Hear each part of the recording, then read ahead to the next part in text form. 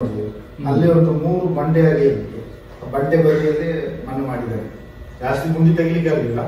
ಒಂದು ಲೆವೆಲ್ಗೆ ಗುಂಡಿ ಒಂದು 2.5 ಸ್ಟೇಷನ್ ಇದೆ ಅದರ ಪಕ್ಕನ ಅಲ್ಲಿ ಇಲ್ಲ. ಬಾಹುಬಲಿ ಬೆಟ್ಟದಲ್ಲಿ. ಬಾಹುಬಲಿ ಬೆಟ್ಟ ಮೇಲೆ ಬಾಹುಬಲಿ ಬೆಟ್ಟ ಈಗ ಟರ್ನ್ ಒಂದು ತಿರುಗುದಿದೆ.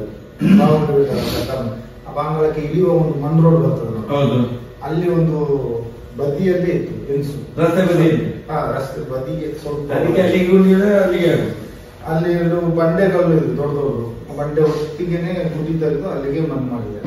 2.5 ಫೀಟ್ ಮಣ್ಣು ಮಾಡಿದೆ ನಾನು. ಮತ್ತೆ ಇಲ್ಲಿ ಭಟ್ರ ಹೋಟ್ಲ್ ಇದೆ ನೋಡಿ ಕೆಳಗೆ ನೇತ್ರಾವತಿ ಹತ್ರ ಕೆಳಗಡೆ ಸಂಘದ ಭಟ್ರ ಹೋಟ್ಲ್ ಇದೆ. ಅಲ್ಲಿ ಒಂದು ಏನೋ ಸಿಕ್ತು. ಅದೊಂದು 14 ವರ್ಷ 12-14 ವರ್ಷ ಹುಡುಗಿ ಇರಬೇಕು. ಪೆಟ್ಟಿಕೋಟೆ ಹಾಕಿದ್ರು. ಶಕ್ತಿ ಇಲ್ಲ. ಸೀರೆಯಲ್ಲಿ ಕಟ್ಟಿದ್ದಾರೆ. ಕಟ್ಟಿನ ಸೇತುವೆಯಿಂದ ಇಳಿಸಿದ್ರು ಅಂತ ಗೊತ್ತಿಲ್ಲ, ಹೇಗೆ ಅಂತ ಗೊತ್ತಿಲ್ಲ. ಸೀರೆ ಉದ್ದಕ್ಕೂ ಇದೆ. ಅದನ್ನು ಆ ಕಡೆ ಬಂದು ತೇಲ್ಕೊಂಡೇ ಇತ್ತು. ಮತ್ತೆ ಅದನ್ನು ಒಂದು ದಿವಸ ನೋಡಿ ಬಾಡಿ ಸಿಗುವ ಜಾಗ ಸ್ವಲ್ಪ ಈ ಕಡೆ ಅಲ್ಲೇ ಅಲ್ಲಿ ಭಟ್ರ ಹೋಟ್ಲ್ ಇದೆ ನೋಡಿ. ಈ ಕಡೆ ಸಂಘ ಕೆಳಗೆ ಸಂಘ ಇದೆ ನೋಡಿ. ದೊಡ್ಡ ಸಂಘ, ಸಣ್ಣ ಸಂಘ, ಸಣ್ಣ ಸಂಘದ ಹೊತ್ತಿಗೆ ಅಲ್ಲಿ ಒಂದು ಭಟ್ರ ಹೋಟ್ಲ್ ಇದೆ. ಅಲ್ಲಿ ಆ ಏನೋನು ಅಲ್ಲೇ ನದಿ ಬದಿಯಲ್ಲಿ ಅಲ್ಲೇ ಮಣ್ಣು ಮಾಡಿ ಹಾಕಿದೆ. ಅಲ್ಲಿಗೆ ಪೊಲೀಸ್ ಯಾರು ಬರಲಿಲ್ಲ.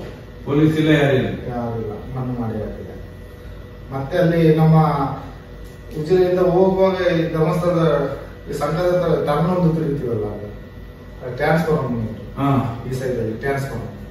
ಅದರ ಹೊತ್ತಿಗೆ ಒಂದು 9 ಹೆಣಗಳನ್ನು ಉಂಟಾಗಿದೆ. ಒಂದೇ ಜಾಗದಲ್ಲಿ ಉದ್ದಕ್ಕೆ ಆ ಸೈಡ್ ಅಲ್ಲಿ 9 ಹೆಣಗಳು. ಜಾಗ ಎಲ್ಲ ಗೊತ್ತಿದೆ ಈಗ ನಿಮ್ಗೆ? ಎಲ್ಲ ಗೊತ್ತಿದೆ.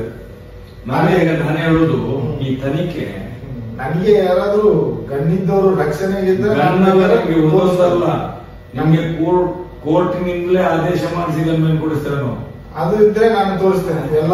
ನಿಮ್ಮ ಫ್ಯಾಮಿಲಿಗೆ ಖಂಡಿತ ಏನ್ ಸುಲಭ ಅಲ್ಲ ಧರ್ಮಸ್ಥಳ ಅಂತ ಹೇಳಿದ್ರೆ. ಅವರು ಇನ್ನೂ ಬರುವುದಿಲ್ಲ. ಅವರು ಇನ್ನೂ ಅವ್ರ ಕತೆ ಮುಗೀತು. ಆದ್ರೆ ಒಂದು ಎಂತ ಅಂದ್ರೆ ಆ ಹೆಣಗಳನ್ನು ಮಣ್ಣು ಮಾಡ್ತೀವಲ್ಲ, ಇವರು ಒಂದು ಪುರಸಭೆಯವರ ಇಲ್ಲ ಪಂಚಾಯತಿ ಇವರು ತೆಗಿಬೇಕು.